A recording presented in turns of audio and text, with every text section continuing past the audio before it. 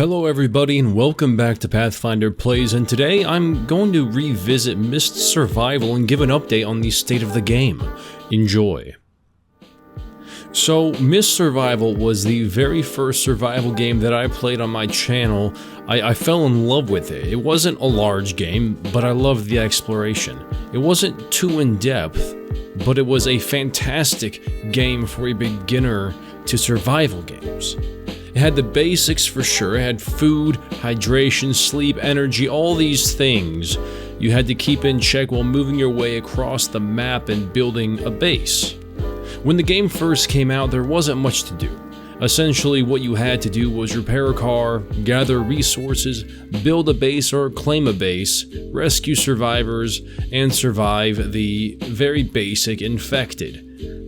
But that is as deep as the game got. I created a fair number of videos for it. But I eventually had to move on because, as with many early access titles, the game simply ran out of content.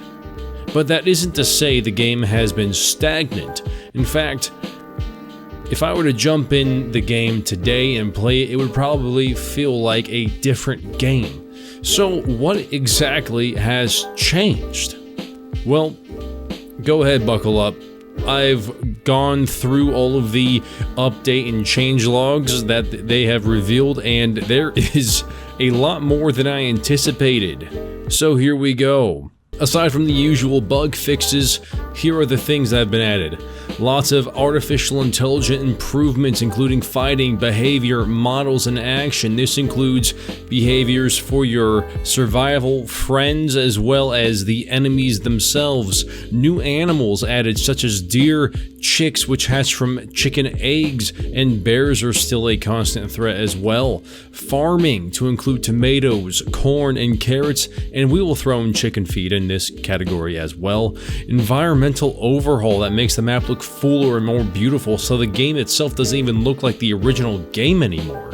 New weapons like the revolver and sniper rifles, spears which you can throw, machetes, baseball bats, new abilities like the ability to hide behind a shield you can carry. You can dual wield a shield in your left hand and a gun in your right hand. New clothing items such as various types of gloves which also give different abilities. New general items like torches, shovels which can be used for hitting and digging, explosive barrels and broken gun parts which can be repaired, and even an elevator which leads to who knows what. There have been various crafting items to include different cabin types, crafting materials you can harvest from the world, and new locations like the mine. Lots of gardening, crafting items like a garden table, a garden box, and a fabric pot.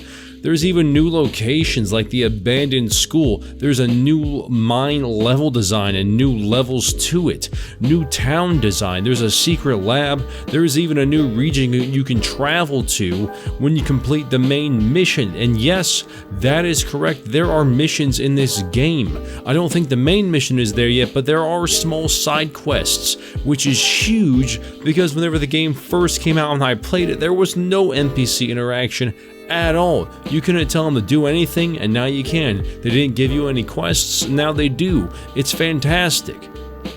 The new world events like bandit raids, infected horde raids, and dynamic loot points like car crashes and lost survivals and more have been added.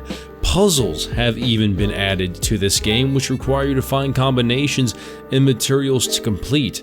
They have added various stages of infection to your enemies, so there's like 3 stages maybe, and there's stage 1 which is basic, stage 2 more aggressive, stage 3 you're probably gonna die, and then there's the boss infected. And speaking of the boss infected, they have been in the game for a little while now, but their behaviors and animations have been drastically improved upon as well.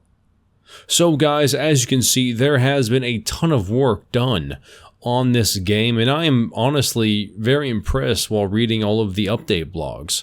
You can see the pride the developers take in creating this game, and I do think that this game is worth the $10 price tag, American.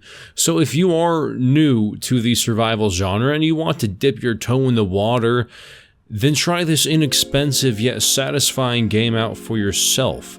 And as always, If you like scares, survival, and scavenging, consider hitting that subscribe button, hitting that like button, sharing with your friends, and I will see you in the next one. Path out.